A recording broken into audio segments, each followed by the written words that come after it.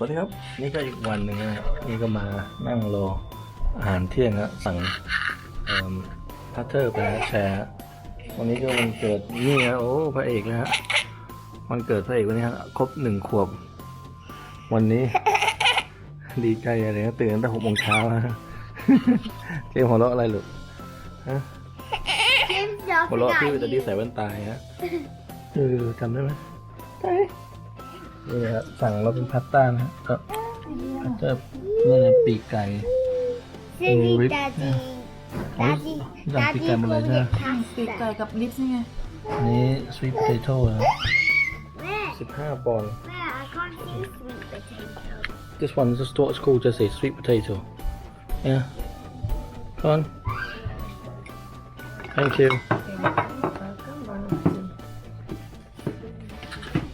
เกมลองกิน nice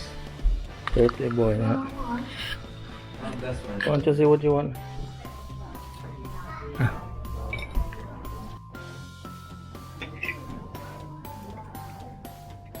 Jessi&James นี่นะครับโรงแรมที่อยู่นะสระว่ายน้ำอยู่ทางขวามือนู้นดูนะครับตามโอ้จะเข้ามาด้วยนะฮะนี่มีรถไฟวิ่งมาด้วยนะยังไงดิต้องหลบยังไงเนี่ยหลบนู้นปะหลบนู้นปะหลบก็ว่าโดนถ่ายWhoa, Jessi, we need to go on one of those. Why are we walking? Should we jump on it, Jessi? Whoa, ดูนะเป็นรถไฟอะรถเหมือนคล้ายๆรถไฟเลยนะบัสอ้อมแน่เลยฮะ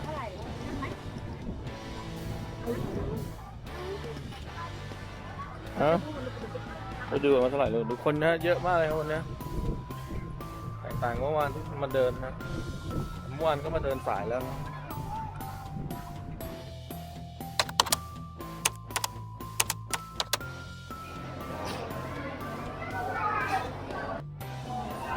เนี่ยครับเข้ามาในซีเวิลด์นะฮะนี่ปลาพราน่านะฮะดิสแกเวจะสิมันกัดมือลูกดูปลาเนี่ยตัวใหญ่มากเลยโอ้โหไฟเรามีหรือไม่ทันบ่าย 2มีชาร์กโชว์ครับโอ้โหตัวโอ้โหไฟอะไรนะก็อะไรตัว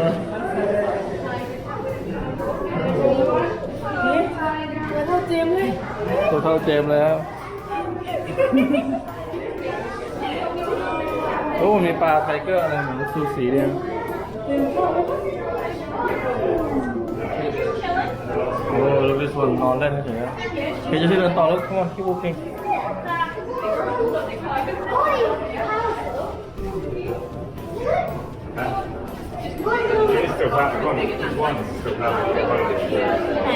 ไงเล็บไงนี่ตัวอะไรอ่ะไม่เห็นอะไรเลยฮะมองเห็นอะไรไหมฮะมองไม่เห็นอะไรเลย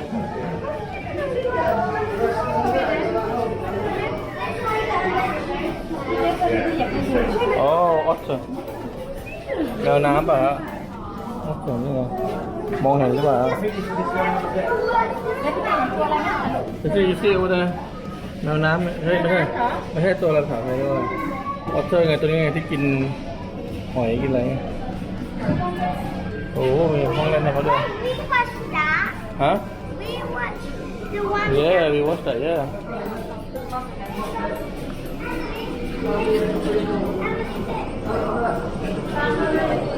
อันนี้ก็ได้ไหม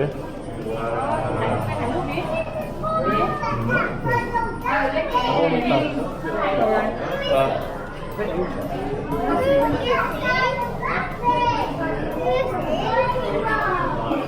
Big stingray. Just come and rain against the wall. Where'd he go? He went under the bridge. No, the stingray, he was over there. He went under the bridge.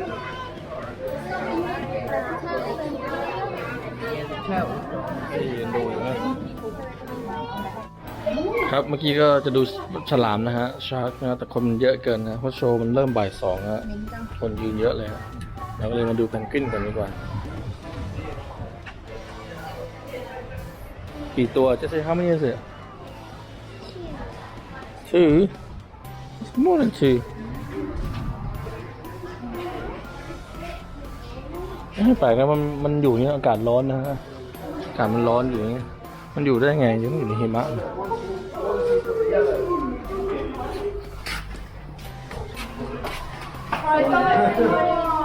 มาทิ้งใส่ได้เลยครับนี่อาจจะเป็นห้องทำให้ดูว่าเพนกวินอยู่เป็นไงใช่ป่ะเข้ามาดูได้คืออะไรไม่มีอะไรฮะก็พาเป็นทะลุถึงร้านอาหารกลับไปดูต่อเหมือนเดิมนะแค่พูดเฉย The sharks and the rays, a few of which have already made themselves known. So below George, just over there, that spotty shark is our zebra shark. So already, you're probably wondering why is it a zebra shark when it's covered in spots? Well, they do start life out very, very stripy. That's where they get the name zebra shark. มันลูกของจริงของปลอ And ม actually, as they mature, those stripes turn into spots. โอ้มา So below Ellie will be below me, Ellie will be feeding our black tip reef sharks. So those are very easily identifiable. They've got those nice black tipped fins. And they can be seen swimming all the way around the tank. So they can't actually stop swimming. The way they breathe is by passing water through their gills. To do which Sorry, thank you. they need to be swimming. Oh, sorry. We've also got a few more eels. คนเยอะมากเลยนะ They're all congregating under George's roof. Actually, today is their start. So as far as possible for our animals, we have to replicate exactly what they eat in the wild. Moray eels, they are ambush predators. So what they'll tend to do is they'll have a very, very big meal,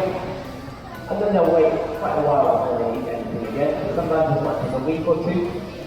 So actually, we don't feed them every day, but when we do feed them, we'll still get quite a big meal. We also see a couple of here are very, very splashy subtle stingrays. We've got two in this tank. And the reason they're splashing around the sides, the other fish you can see in this tank, shark skin is actually very rough. So when you head through the dark area, do look out one of the tanks on your left, one of the two very, very คนเยอะมากเลยนะตรงนี้ sharks you can't find off of our UK coastline.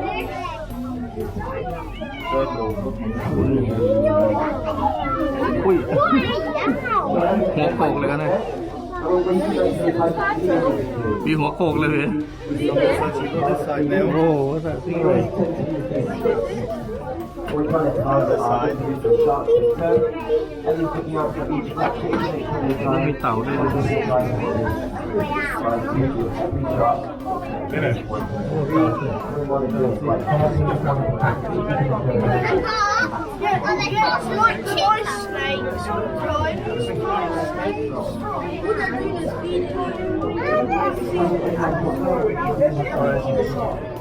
How did they even bring it out? You can't bring it out. โอ้โหกว่าจะผ่านออกมาได้ครับคืออะไรห้องอะไรอ่ะอ่านดิอันนี้มีเจลลี่ฟิชมันจะมืดเลยมืดหน่อยฮะเดี๋ยวดูว่ามีอะไรเนี่ยอ๋อมีสตาร์ฟิช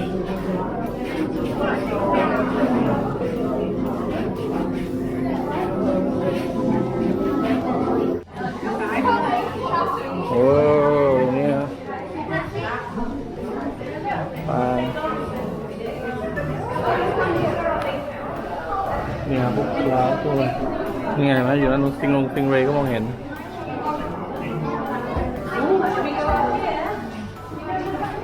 นี่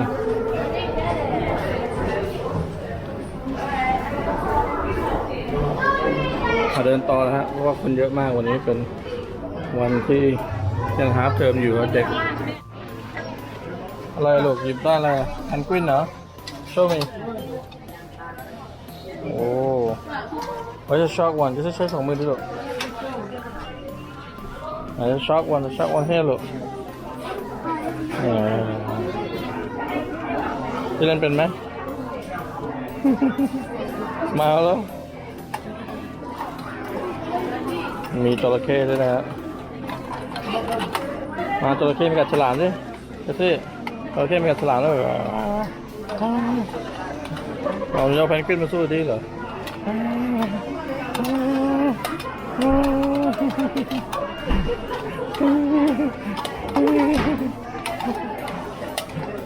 เจมกับมี่ไหนอ่ะเจมมี่นะถ้ามาเลือกจะซื้อว่ายุ่งโอ้ no more sweet จะซื้อไม่เอานะฟันหนูไม่ดีแล้ว no no no มาลูกทำไมโอ้เป็นรองเท้าด้วยจะซื้อลูกโอ้ใครอยากได้บ้างฮะรองเท้าเป็นรูปปลามีสีชมพูด้วยนะนี่ไงอยู่บนรองเท้าแตะอยู่เลยครับเมื่อกี้จะซื้อมัมมี่เซชวันเนี่ย let's go ask her see what she say let's go ask her let's see what she say here เบียร์ซื้อรองเท้าแตะให้เบียร์ซื้อรองเท้าแตะให้ซื้อให้จริงเปล่าบ้ามีกล้าใส่แล้ว ใส่ no อันนี้ fish bag เหล็กนะฮะติดโอ้จะซื้อตัวอะไรดูดิเป็นหนอนนะหนูเป็นหนอนอ่ะอันนี้ตัวอะไรเป่าบับเบิ้ลเหรอเขาวันนั้นทำลูกแววสุดก็โอ้อันนี้เป็นรองเท้าอีกแบบหนึ่งนะรองเท้าใส่อย่างเงี้ยเลยโอ้ยมันลุกแค่สิสีชมพูด้วยโอ้ยเป็นหินนะ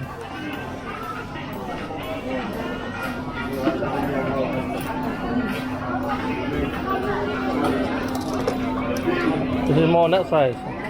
on the right. Huh? Oh, look, go the ball here, Jesse.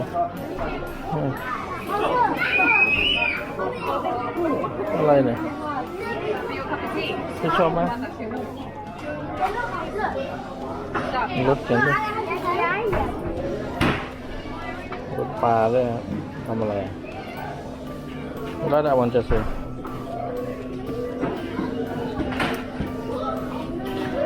มีรถด้วยนะรถเกี่ยวอ้อ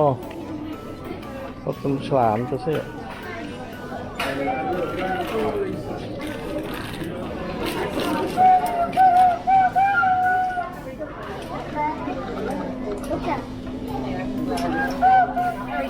Wait. that one just here. What's this one just here? โอ้ที่เป็นโยกๆ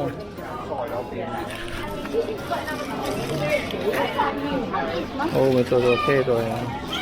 I want this. You want that one? I think it's go up and down. Yeah, it's like a spring one. Like a spring one. Yeah, but can I have it? You want that one? Hey, bring it here. Then let's see what mommy wants first. I do this. You did that, yeah? You've broken it. You've broken it. เอาคุณเจมไปไหนอ่ะอยู่นู่นเลยนี่เป็นอะไรครับเป็นปากกาเหรอนี่ครับได้โค้ก/พัฟฟี่มาครับ